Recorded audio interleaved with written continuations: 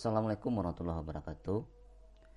Baik, pada pertemuan kali ini kita akan membahas tentang laporan kinerja keempat, di mana dalam praktek aplikasi sistem informasi logistik ini kita akan membahas tentang elemen kompetensi requisition to invoice, di mana di sini kita melakukan permintaan sampai nanti akan terbitnya invoice. Nah, perlu diperhatikan di sini, Anda sebagai mahasiswa nantinya dapat memahami atau mampu memahami fungsi purchasing dalam sistem IDMPR ERP. Kemudian membuat purchase requisition dalam sistem IDMPR ERP, melakukan material receipt dalam sistem IDMPR ERP, membuat invoice vendor dalam sistem IDMPR ERP, melakukan matching PO, receipt invoice dalam sistem IDMPR ERP, dan membuat laporan invoice purchase order. Nah, jadi dalam praktek kinerja keempat ini nantinya kita akan membahas kasus yang sudah kita sediakan. Jadi tetap membuka studi kasus sudah sediakan. Kita akan mencoba melakukan requisition to invoice atau create PO melalui form requisition dan melakukan material receipt dan melakukan create PO langsung nantinya. Nah, data-data ini yang kita butuhkan nanti dalam melakukan transaksi terhadap permintaan yang kita buat di dalam sistem IDMPR. Baik, sebelum kita melakukan ini, kita perlu cek dulu data kita, ya. Kita cek dulu, karena pada pertemuan kinerja ketiga kita sudah melakukan setup data master. Kita sudah membuat bisnis partner, kita sudah menetapkan kategori produk, kita sudah menetapkan produk, dan kita telah menetapkan harga dari setiap produk atau bahan baku yang sudah kita simpan ke dalam sistem. Nah, silakan login menggunakan admin masing-masing. Nah, jadi di sini saya menggunakan admin yang saya punya, tapi Anda menggunakan admin yang sudah Anda gunakan. Jangan sampai menggunakan admin yang saya buat seperti ini. Harus menggunakan admin masing-masing. Akan select role, kemudian klik OK. Kita akan pilih organisasinya adalah PT Jamu Sehat Sekali. Ini seperti di kasus yang kita sediakan. Nah, kita klik OK. Selanjutnya kita cek dulu data-data apakah sudah benar data yang kita inputkan pada kinerja ketiga, supaya nanti dalam proses transaksi dilakukan requisition to invoice tidak terjadi kekurangan data atau kesalahan dari data. Pertama kita cek dulu dari bisnis partner kita, bisnis partner kita. Nah, kita lihat dulu bisnis partner setup kita. Nah, sebelumnya kita sudah membuat grup dari bisnis partner kita cek. Kita cek di sini, untuk ngeceknya klik toggle ini. Nah, kita sudah buat customer, kita sudah buat vendor.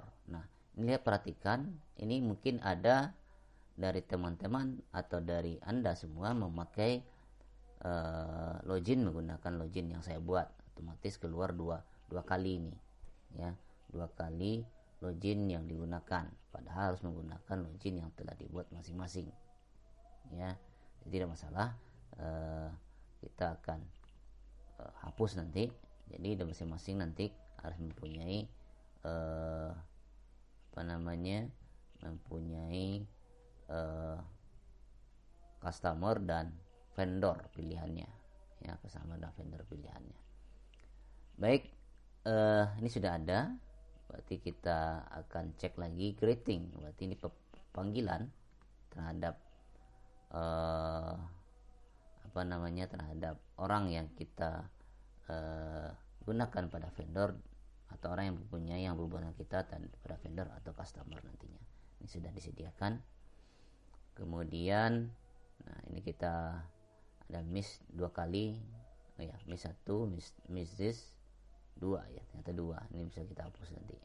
Sementara kita biarkan saja dulu. Kemudian kita cek lagi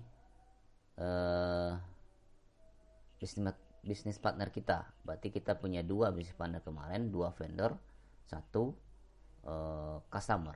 Nah, kita punya PT Sukses Selalu, Mitra Mart, dan PT Patisindo. PT Sukses Selalu ini sebagai vendor, Mitra Mart ini sebagai customer, dan PT Patisindo sebagai permata sebagai vendor. Nah, kita juga sudah punya kontak usernya, ya. Ini harus dilengkapi. Bagi yang tidak lengkap harus dilengkapi dulu lokasinya, ya, bank accountnya. Oke, nah itu yang kita buat. Kemudian kita cek di vendor satu lagi. Oke, kontak usernya, lokasinya, bank accountnya. Kemudian untuk customer juga seperti itu, ya, kontak user, lokasi, dan bank account. Nah, pastikan ini memang pilihan kita adalah masing-masing vendor, customer, mitra matu customer, dan vendor pilihannya.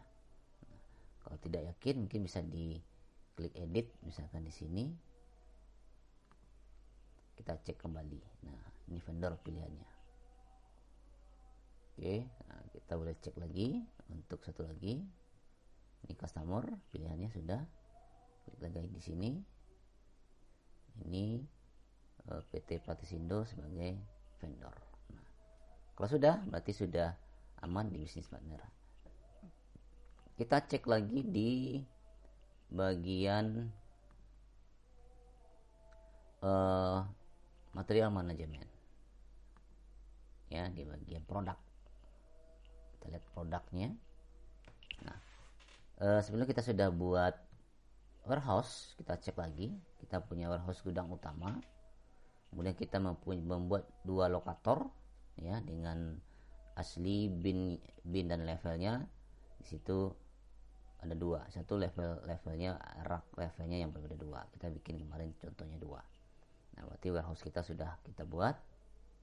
Kemudian unit of measure ini adalah satuan ukur dari sebuah produk.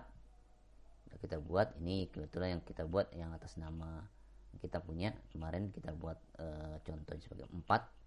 Ada buah, gram, kilogram, dan unit. Jika kurang nanti bisa kita tambahkan. Nah, kemudian produk kategori. Produk kategori kita bisa cek, klik create toggle. Nah, produk kategori kita samakan dengan studi kasus yang sudah kita buat. Nah, di sini ada produk kategorinya, ada kemasan, bahan baku utama, dan bahan baku penolong. Karena tidak ada, kita skip saja isi produk dan produk akhir. Nah, kita cek di sini bahan baku utama, bahan baku penolong, bahan baku utama, isi, kemasan, produk, dan produk akhir. Nah, oke. Nah, di situ ada 1, 2, 3, 4, 5. 1, 2, 3, 4, 5. Ya, produk kategori. Setelah produk kategori kita tetapkan, kita baru menginput produk atau bahan baku yang kita akan ingin gunakan dalam pembuatan jamu tersebut. Kita cek dulu produk. Nah, jika tampil seperti ini, klik saja OK.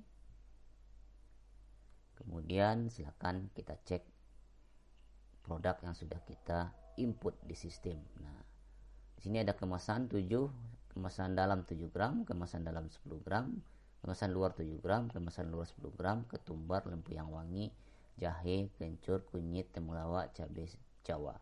Nah, ini harus lengkap di input. Jika masih ada yang kurang, berarti ambil dari data produk setup ini pada studi kasus. Oke, selanjutnya data bahan baku sudah kita input di sistem. Kita tutup lagi. Otomatis untuk pemeriksaan pada produk setup sudah kita lakukan. Selanjutnya kita masuk ke pemeriksaan price list, daftar harga yang sudah kita buat seperti ini. Ini ada daftar harga yang kita akan input. Daftar harga beli, mana ada harga beli, mana ada skemanya, skema per skema kita cek dulu. kita mempunyai skemanya harga beli tahun 2022. Nah, jika sudah dibuat berarti sudah aman. Kemudian price list, kita menggunakan membuat nama data harga bulan April. Nah, ini skemanya harga beli tahun 2022, daftar harga bulan April 2022. Nah, versi harganya adalah kita cek di bawahnya versionnya. Dimana di sini ada daftar harga bulan April 2022 dengan harga tanggal 5 April 2022. Nah, di situ kita akan cek. Nah, jadi ada skema, ada daftar harga, dan ada versionnya, di versi harganya. Nah, kalau sudah kita cek lagi, ini price list ya. Nah, oke, price list sudah, kita cek di versionnya. Harganya apakah sudah kita input atau belum? Dapat kita cek di bagian sini ya. Kita ulang lagi. Price list, klik edit di version. Maka produk itu berada, nilai produk atau harga produk itu berada di versionnya. Di sini ada produk. Ya, di sini. Ini udah masuk semua. Kita cek dari sini juga bisa. Oke. Kita cek dari sini. Oh ya, langsung di sini aja produk. Ya. Nah, ini sudah ada harga sesuai data yang di sini. Nah, udah masuk 11. Berarti ini sudah masuk. Berarti lengkap sudah data setup master yang kita sediakan sudah lengkap, maka kita bisa melakukan transaksi terhadap kasus yang sudah disediakan pada studi kasus ini. Nah, kita akan lakukan kasus requisition dengan create PO melalui from requisition. Baik, itu dulu pertemuan part pertama ini. Silakan dicek dulu data setup masternya. Nanti kita akan lanjut ke pembahasan bagaimana melakukan requisition to invoice. Assalamualaikum warahmatullahi wabarakatuh.